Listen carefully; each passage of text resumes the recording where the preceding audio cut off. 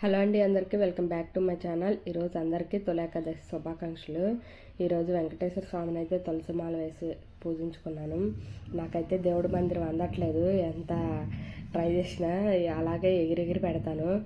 చాలా హైట్లో ఉంటుంది దేవుడి మందిరం, చిన్నగా ఉంటుంది, ఎక్కువ సామానం కూడా పట్టవు, అలా చిన్నగా ఉంటుంది. ప్రసాదంగా అయితే పులిహార, పరమాన్నం, అలాగే పేలాల పిండి చేసుకున్నాను.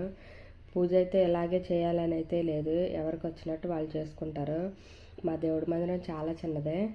నేను పైన పెట్టిన దేవుడి పటం పక్కన పెట్టడం ఇష్టం లేక నేనైతే పైన పెట్టాను. నేను హైదరాబాద్ వచ్చేటప్పుడు తెచ్చుకున్న దేవుడి పటము, ఇంకా అది పెట్టడానికి ప్లేస్ లేదని నేనైతే దేవుడి పటం పైన అయితే పెట్టాను. చాలా సింపుల్గా ఉంటుంది, ఒకటే పటము.